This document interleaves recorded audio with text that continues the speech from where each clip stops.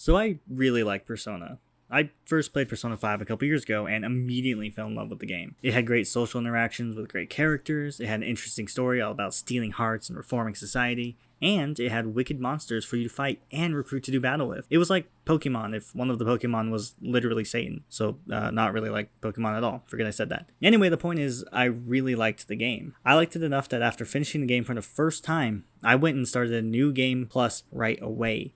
I never do that. I definitely replay games, don't get me wrong. I have some classic favorites I revisit all the time. This was different. I started a new game and played through the whole game again right after finishing it. I don't think I've ever done that for another game. It's kind of insane. It's even more insane when you realize Persona 5 is over 100 hours long. There's two things to take away from this. A, I had way too much free time back then, and B, I was kind of obsessed with Persona 5. Luckily for me, Persona 5 comes from a long-running franchise, which also comes from another longer-running franchise. So there are plenty of games very similar to Persona 5 for me to check out. For those of you who don't know, the Persona games are actually a spin-off series of the Shin Megami Tensei series, which itself was based on a sci-fi novel by, Aya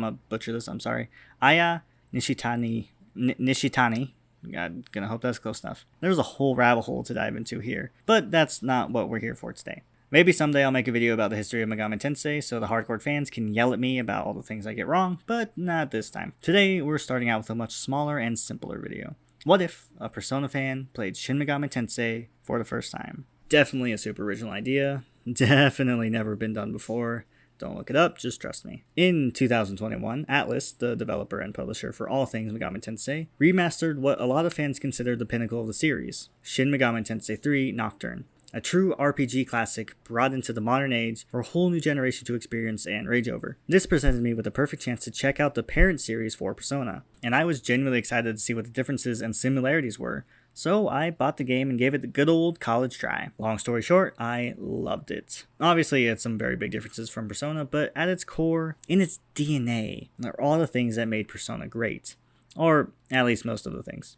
In this video, I'm going to talk about all the things I took away from my experience playing SMT3, so strap in, because this is going to be a trip. Shin Megami Tensei 3 takes place in a post-apocalyptic Tokyo, where demons wander and rule. You take on the role as the Demi-Fiend, a normal high schooler with a demon tapeworm problem. After Tokyo undergoes conception, the thing that ends the world, it is transformed into an evil sphere called Vortex World. It is such a fascinating concept that looks awesome and serves as the map for the game. You get to explore it as a little triangle guy, and as you explore, you get attacked by demons of all shapes and sizes. If you've played any Persona games, you'll probably recognize a lot of them. They get redesigned every once in a while, and new ones are added, but for the most part, all the SMT/Persona games share demons/personas. The Demi-Fiend is granted the powers of a demon when he ingests Magatami, and this allows him to fight back against all the main demons. But killing them isn't the only option. You can negotiate with them and get them to join your party. This is one of the things that I think make SMT so unique. Something Persona fans will feel very familiar with is the act of fusing demons to make new and stronger ones. The same thing you can do with Personas. I love this feature so much. I loved it in Persona 5, and I love it here. Mixing and matching demons and their skills to get exactly what you need for a specific challenge or boss is never not satisfying. I'll find myself spending an hour just fusing demons to optimize my team and their effectiveness. It doesn't seem like it would be fun, but my god, it is. To keep track of all the demons you fuse, you have the Demon Compendium, which allows you to register a specific version of a demon and summon them for future use. If you have a demon with a specific skill set already registered, then it will be overridden if you register the same demon with different skills, so you have to be careful about that. Summoning can also be expensive, and money is much more scarce than in Persona, so you need to be smart about this. Online guides are going to be your best friend if you're looking for something in particular, but it's also fun to just mess around and see what you get. Having played Persona, this part of the game made me feel right at home. There are some small differences, but it's still the same system as Persona Fusion. That's not the only system that will feel familiar, despite all the differences. The other is the combat. Now, you might be thinking, hey Tin, it's turn-based combat, of course it's the same. And to that, I would say, don't interrupt me, I'm getting to it. Yes, turn-based combat is a pretty popular form of combat for JRPGs, and you can find it in a ton of games. However, Atlus managed to create their own variation on the tried and true system with the press turn battle system. It's actually pretty simple, but adds a lot to each encounter you'll face in the game. How it works is each side of the battle gets a set number of turns based on how many enemies/party members you have. If you have a team of 4, then you start every battle with 4 press turns, and each action you make costs 1 turn, such as attacking, using items, summoning a demon, or really anything. The aspect that makes this system unique is you can gain additional turns by hitting an enemy's weakness or getting a critical hit. You can also lose turns by missing an attack or having your attacks blocked or absorbed. This system adds a whole nother layer of strategy to each battle. You can take out a whole enemy team without even giving them a turn if you use the right moves, gain some extra turns, and wipe them out. You also have to be careful because the enemy can use the same system to their advantage. This makes going into each fight with the proper team super important and can make a really hard fight somewhat less really hard. The demons on your team and even the weakness of your character you have equipped can make all the difference against a difficult enemy. While this isn't exactly the same combat system seen in Persona series, it is very similar. The targeting of weaknesses to gain extra turns is a big crossover between the two. Just like with the fusion thing, there are plenty of differences between the combat of these two series, but it will still feel somewhat familiar and is easy to pick up on if you've played Persona, or even if you play SMT and want to give Persona a shot, which I recommend doing, by the way. Surprise, surprise, I know, right? And just like I love the combat in Persona, I love this combat here. Having a plan and using different demons/personas to your advantage against a specific enemy can be really rewarding. This also complements the fusion system wonderfully. You'll spend forever collecting and fusing the right demons with specific strengths or abilities just to give yourself every edge you can in an upcoming fight. SMT3 isn't a cakewalk either. If you aren't careful, this game will walk all over you. I remember hearing how hard the SMT games are compared to Persona. Persona games can be brutal, but SMT is apparently on a whole nother level. And at first, I didn't really see what all the fuss was about. Yeah, it was a bit difficult, but there wasn't anything that made me want to throw my controller. That was until I met him, Matador. Now, I don't know what the general consensus is on the difficulty of the Matador boss fight. Maybe he's super easy and a massive pushover. My second time playing the game, he definitely was. For me, this is when I learned exactly what I was in for with this game. I f***ing hate Matador. He kicked my ass over and over and over and over again. I would spend forever fighting this whack-ass skeleton, only for him to use that one stupid move and wipe out my whole team. I recruited some demons with affinities in my favor, and even then it took forever for me to beat this undead loser. But I persevered. I struggled for days, weeks, maybe even years, but I did it. I beat him, and it was euphoric.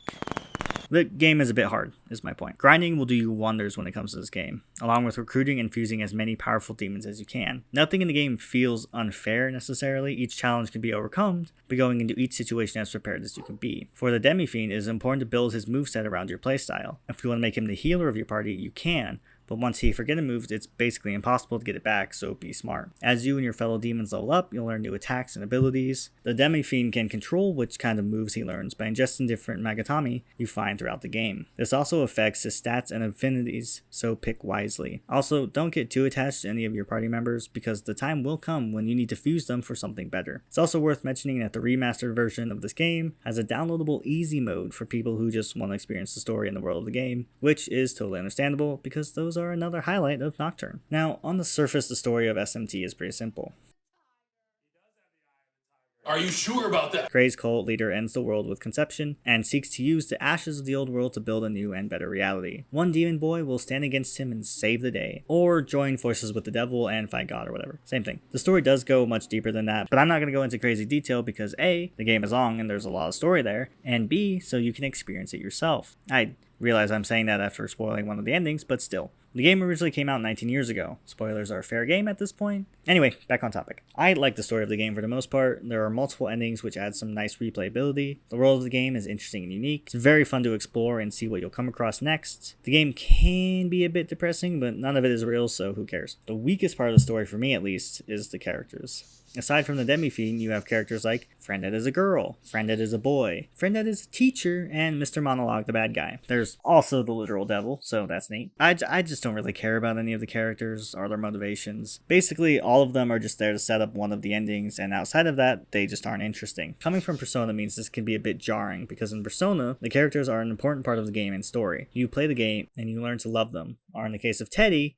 at least tolerate them. You're not going to get that here, and that's okay. I'm not trying to be like those game journalists who call SMT5 Persona 5 without the heart, because that's a stupid take, and whoever came up with that should feel dumb. Persona is about the characters, SMT isn't. Despite the fact that I can't be bothered to learn what their names are, the characters of Nocturne serve their purpose fantastically. They help shape the story and deliver the certain philosophies they represent. Are they any more developed beyond that? No. Does that matter? Also no. It works for this game, and that's enough. Besides, there is one character in the game that is already pretty well developed. That's right, folks. It's... Wait, who is that? Raidu from Devil Summoner? Okay, that's pretty cool, but where is... Alright. Okay. Yep. Oh. He's a DLC character? I have to start the game over with the DLC to have him in the game? Ah, well, damn. Alright. Alright, okay, let's try this again. That's right, folks. It's Dante from Devil May Cry. He's in the game, and you can even recruit him to join your party. He also plays a part in a specific branch of the story, and is a boss you'll face several times. Isn't that awesome? Here's some footage of him chasing me and trying to kill me. Good stuff. This right here is another reason I wanted to give SMT3 a shot. One of my new favorite characters is in the game. But be warned, if you want to get Dante in your game, you have to get the Maxx DLC. SMT3 has had several different versions throughout the years, and Dante was first introduced in the Western release, which was based on the director's cut of the game. They brought it back in the remaster, but as paid DLC. I restarted my playthrough 6 hours into the game just to have Dante there. Totally worth it. Okay, so overall, I really like this game. The gameplay is difficult but fun, the story and setting are way cool, and it has real-time elevator rides.